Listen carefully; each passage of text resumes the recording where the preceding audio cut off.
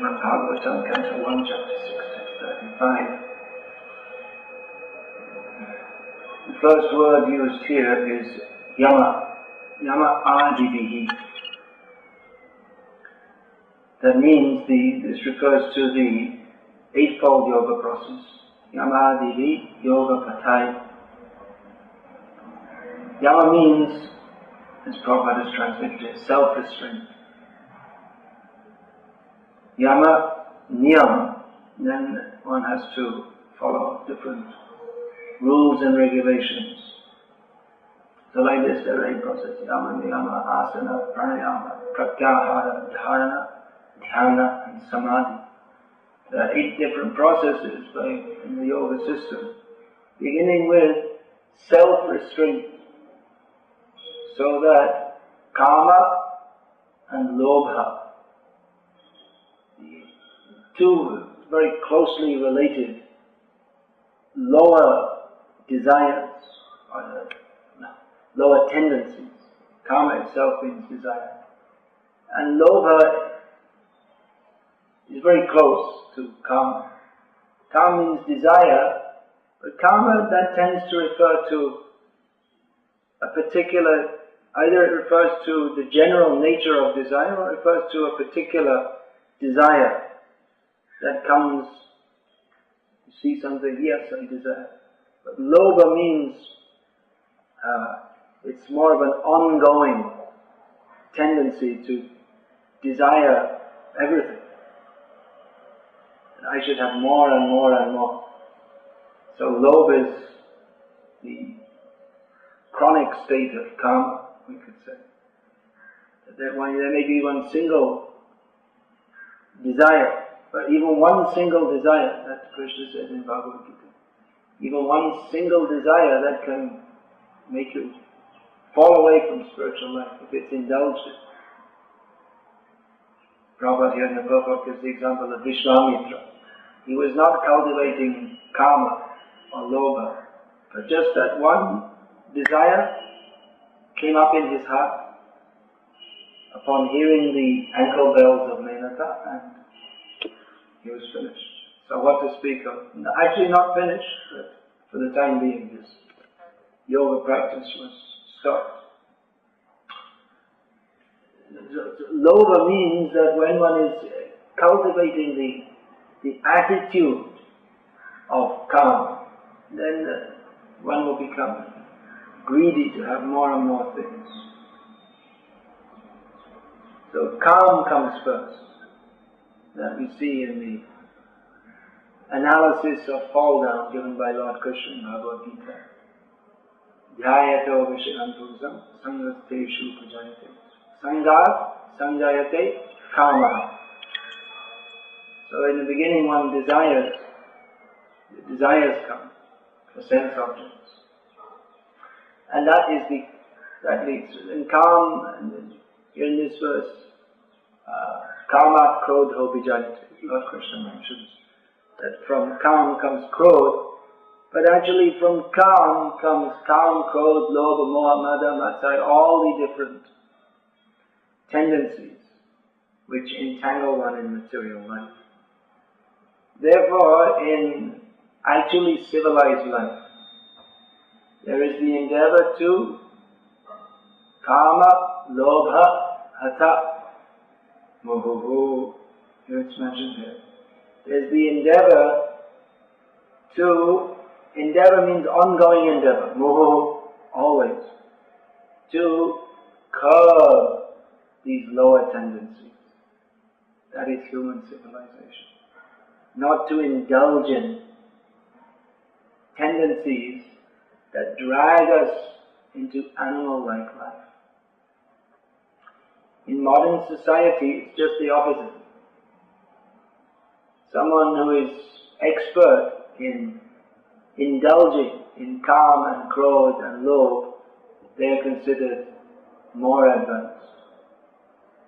The whole society is running on that principle, but actually we find, even in America, there are many people, just like they indulge in all kinds of grossly sinful activities. especially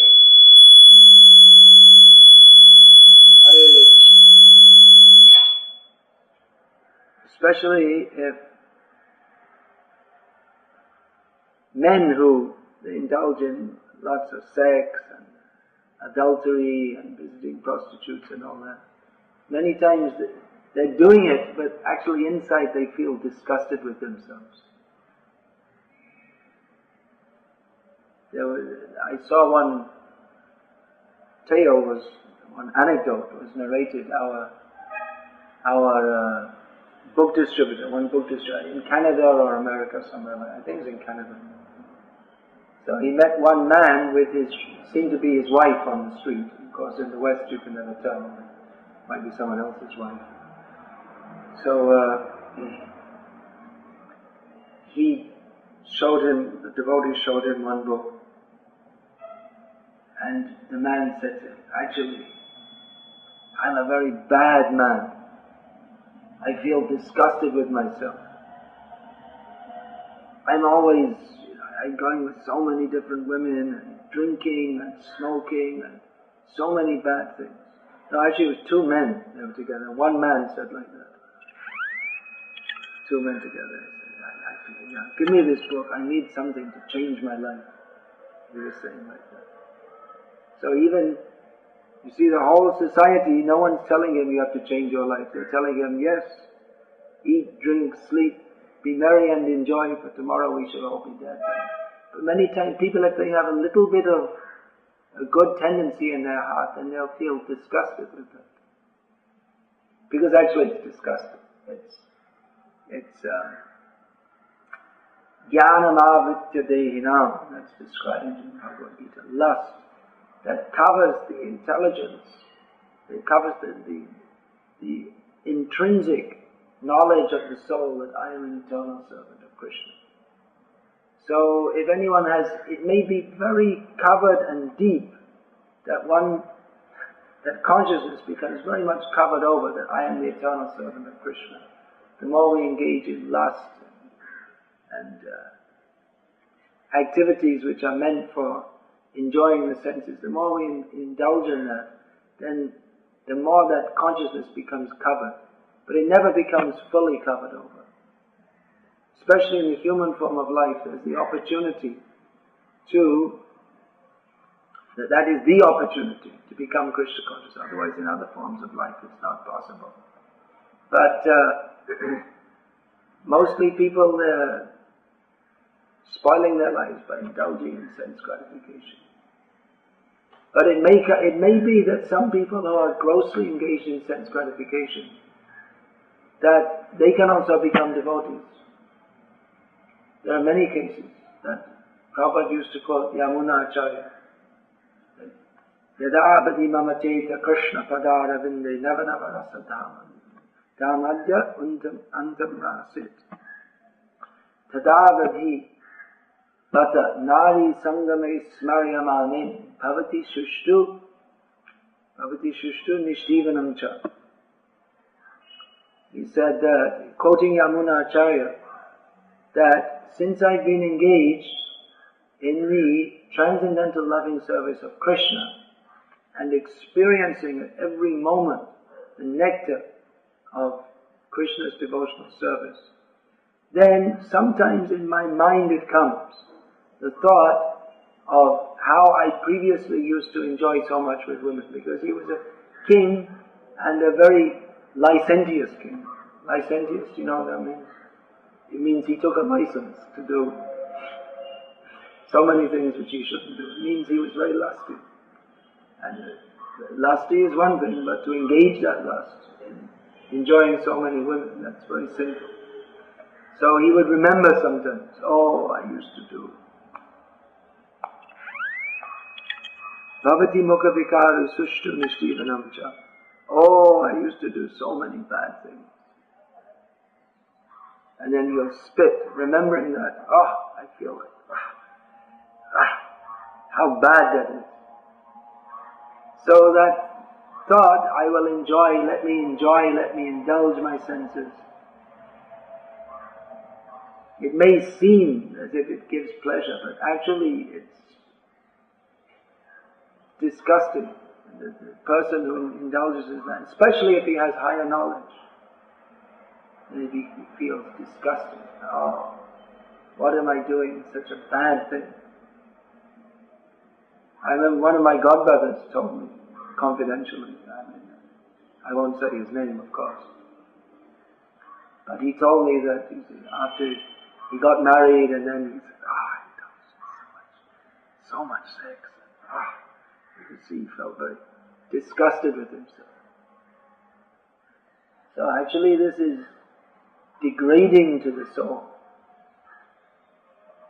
So this Vedic culture, Prabhupada wrote in one purport, the whole system of varnashram is meant to help us overcome these, especially sexual desire. Here is mentioned kama, lobha, they all go together. Kama, krodha, lobha, moha. You won't find, if someone is unrestrained in one direction, then he won't be controlled in another direction. In other words, if someone eats meat, fish, eggs, every day he eats 10 eggs or something like this, he's not going to be a brahmachari. He's not. If you go off in one direction, then you'll go in every direction. Sometimes some of our foolish so-called devotees in this country, well, maybe just go to the cinema, or in the West it's quite popular among some of our foolish so-called devotees. I don't know if many of my lectures, they're reaching out to the West, so I hope you're hearing it out there in the West also. When I go there, you can throw rotten tomatoes at me, and I don't care, because I'm speaking the truth. That you're fools if you think we shall go to the cinema, and then we'll see how the kamis are living, and we can relate to them better, and then we can preach better. So many excuses they make. You don't have to watch movies to know that everyone's in Maya. It's the same old story. You don't have to go to the movie, and it's Kam, Krodh, Lobha, Moha, Mada, Matsarya. Maybe in different ways. Maybe one year the movie is dinosaur movie, and another year the movie is shark movie, and another year the movie is go traveling outer space movie. I see all the headlines, all the advertisements.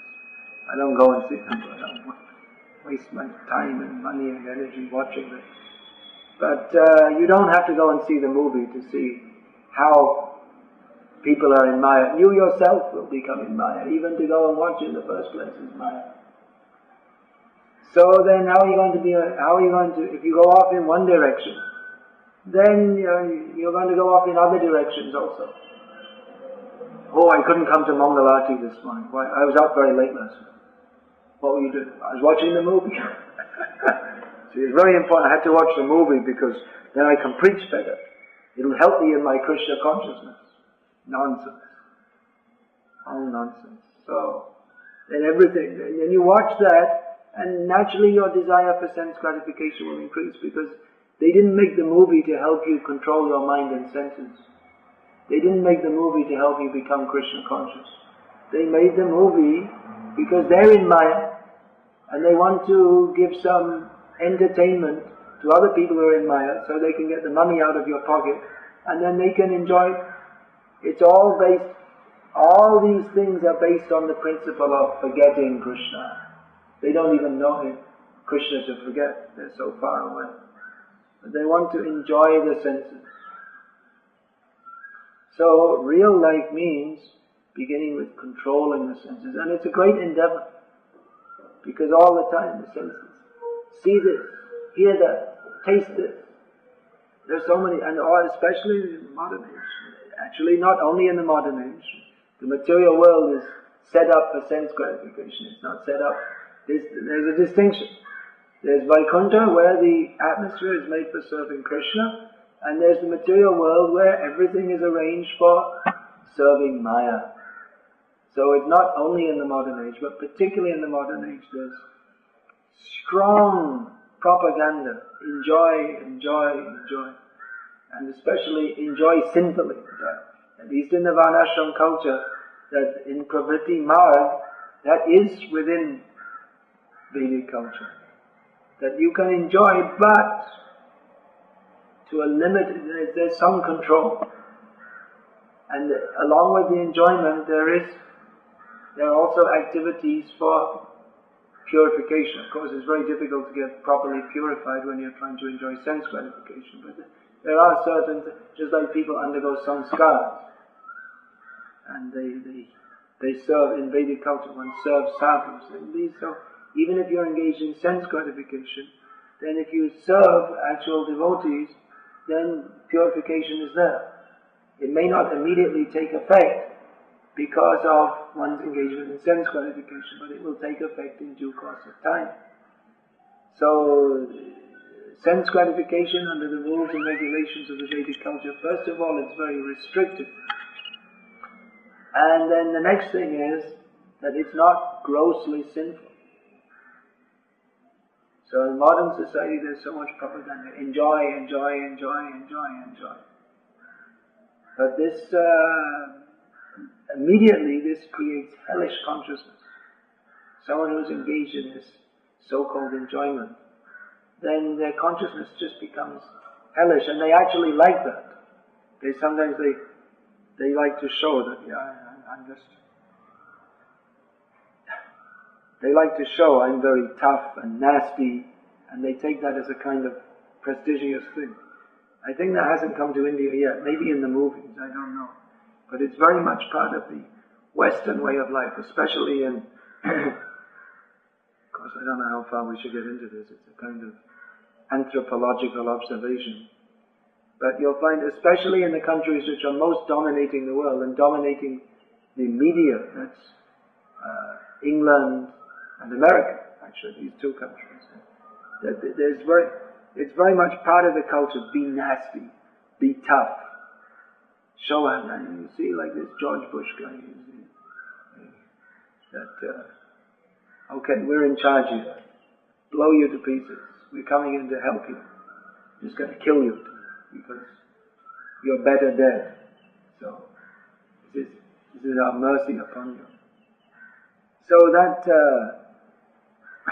the nastiness, sometimes that's taken as a kind of, if you can be nasty and tough and mean, that's considered, that's very good. Very uncultured, actually. I mean, sometimes there may be a need for that, just like if you're in the army or something like that. You're fighting a war, then it's not, you don't be nice to people when you're fighting a war.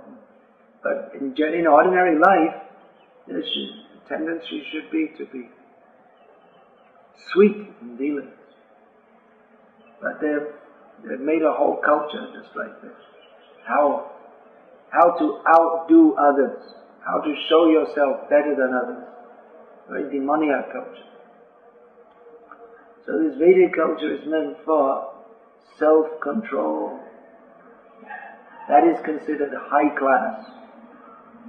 If someone is self-controlled. Nowadays, because always in India that consciousness is there, high class. Who is high class, who is low class? So, previously that used to be, who is high class, who is low class, means according to caste. And still, low class are considered, Chamor Bangi, they're considered very low class. But more nowadays, according to if you have money. If someone has money, they're considered high class. And generally the people with money, they're drinking, they're smoking, they're fornicating, they're eating meat, they have a big car, nice house, very high class. They measure only in terms of money. But in Vedic culture, high class means who can control the senses. That's considered high class. That's why the Brahmana, they would live in a little hut. But the king, who has got so much money, would come to see him and bow down before him. Because he knows, I have got so much money, I have got so much military power, but this person is superior to me. Because I'm indulging in sense enjoyment, and he is controlling the senses. That is the difference. So this is the purpose of Vedic culture to control the senses, and this process particularly has been mentioned by Narad Muni, the yoga patha, the path of yoga. It's the same word, patha, path, comes the same word in English. So this is mentioned because this is the, sometimes it's called Raja Yoga, the king of all the yoga systems, because this is the extreme system for controlling the senses. There are other systems of yoga, karma yoga, jnana yoga. Of course, this hatha yoga is included within jnana yoga. But this is hatha yoga or ashtanga yoga. That is a very specific process for taking the senses and taking it, very strongly control it. Very strong determination. You have to sit and do your meditation and control the senses. Very strict about eating, about sleeping, performing austerities. This yoga system is the hardcore system for becoming self-control. If you're just like really very, very serious about self-control, then you have to take to this Ashtanga Yoga. It would appear so. But Narad Muni here is stating, actually no. There's a better system, Bhakti Yoga. How is that? Because in Bhakti Yoga you're singing and you're dancing and you're eating nice food. Then where is the control of the senses? Whereas in Hatha Yoga, you're sitting in a cave and you're meditating, and even you see the ants might be crawling all over you, and you just have to sit. And very abstemious in taking food, maybe just hardly eating. Generally we think yogi very thin, not eating, not sleeping. Although Prabhupada used to say that I've seen so many yogis in meditation snoring.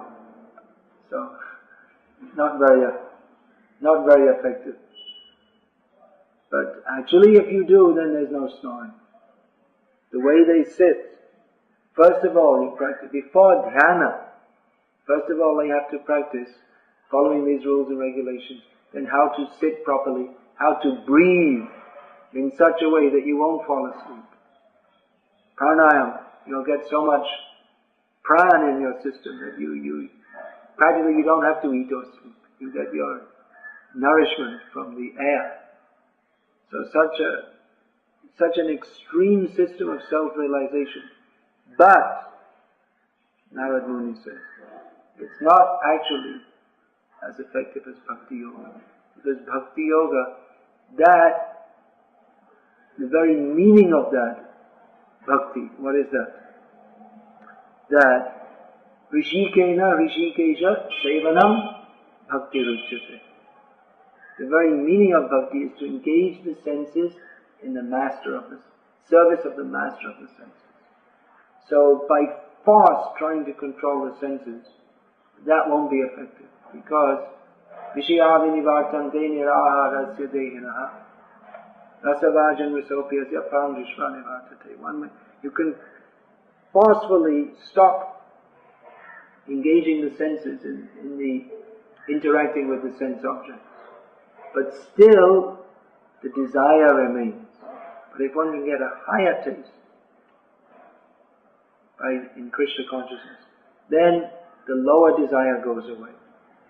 So that's why Krishna Bhakti, even though it appears to be one kind of sense enjoyment, actually it is sense enjoyment. But it's totally different to materialistic sense enjoyment.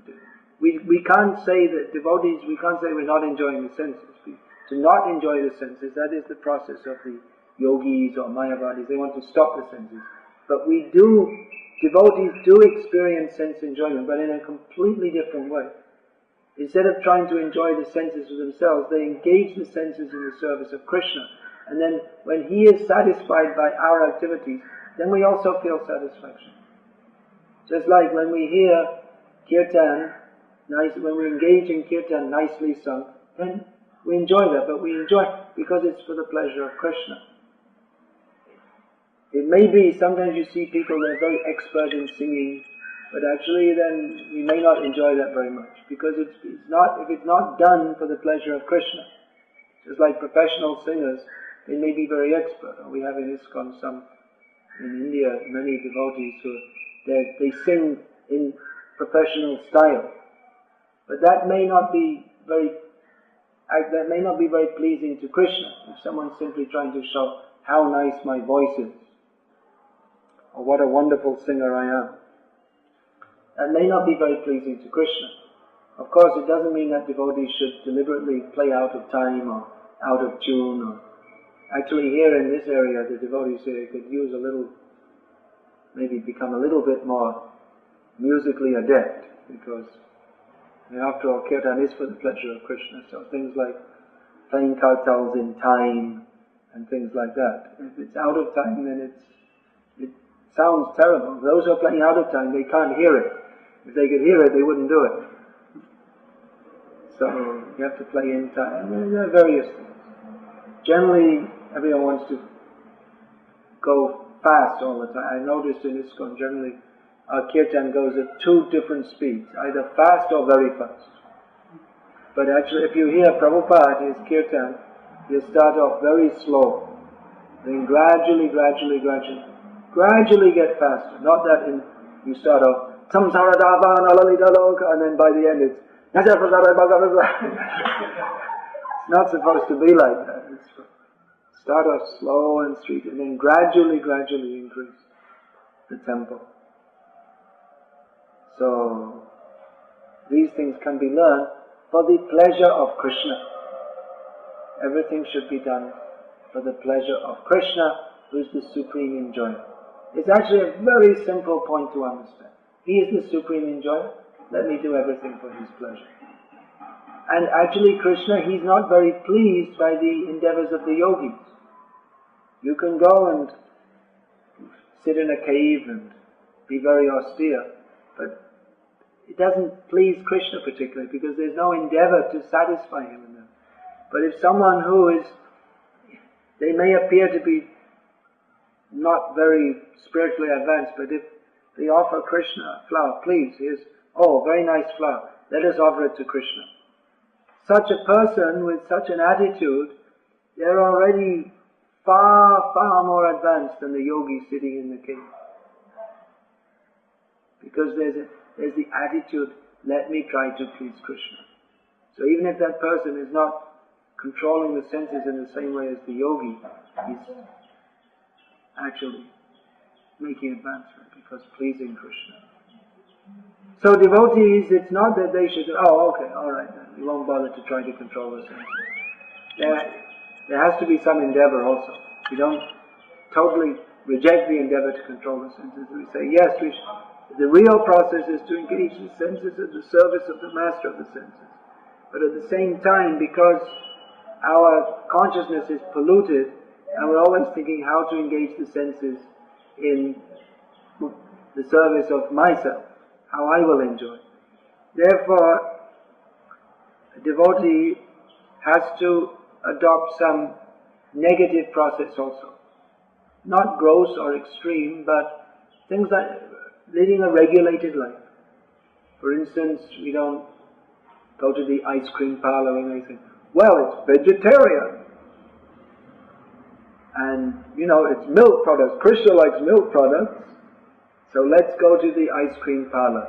And when we go inside, we will mentally offer everything, so it will all become prasadam. But we're not doing it for the pleasure of Krishna. We're going because of desire to satisfy the tongue. Jiva lalashe jay iti yuti dhai. What is that? Shishno da parayan, Krishna nahi pai. Jiva lalashe. In Hindi that word got changed to lalach, and greed for the tongue. Let me enjoy. Those who go here and there to enjoy the pleasure of the tongue, they become attached not only to the tongue, but tongue, shishnoda. They become not only the tongue, but jiva, udar, pet, that means the stomach, and the next thing is genitals. So like I was saying, all the things go together. You can't think that, well, I'll be a strict brahmachari and I'll eat whatever I like. I'll control other senses, but I won't control. It doesn't happen. If we indulge in one kind of sense gratification, in all kinds of sense gratification we'll indulge in. So that Chaitanya Mahaprabhu says, Shishnodo Parayan Krishna Hipai. That we become, just because of the tongue, if we want to indulge the tongue, then all of our senses become out of control and we don't get Krishna. So we lead a regulated life. That means we take prasada. And the devotees can also, there's no rule that devotees should only take dried leaves off the ground. Anyway, Krishna doesn't eat dried leaves. He made certain kinds of dried leaves. But we offer nice food to Krishna. We take what we need. Also, even in taking prasadam, if we take it only for our own sense enjoyment, then that also becomes, we don't get the same transcendental benefit. One should take prasad thinking, let me honor this. This is Krishna's prasadam. Let me honor this and get strength so that I can go on serving Krishna. So, in this way, a devotee, like that, so many things. Take prasad means you don't go to the ice cream bar. Maybe you might go to sell some books, that's all. Otherwise, we don't go for our own sense gratification. So in this way, devotee, I don't watch cinema, TV, because there's nothing there to please Krishna. It's not connected with Krishna. There's nothing there for my advancement in Krishna consciousness. So I have time, then read Srimad Bhagavatam, like this. So in this way, a devotee controls his senses by engaging in Krishna consciousness and disengaging or not engaging in sense gratification. So some control has to be there, but that comes in the Krishna conscious process. So Hare Krishna. Is there any question about this?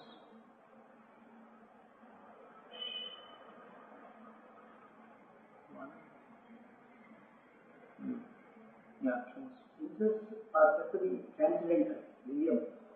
Senses are said to be transcendental. Well, yes, the senses are transcendental, the soul is transcendental, but at the moment we're in a different consciousness.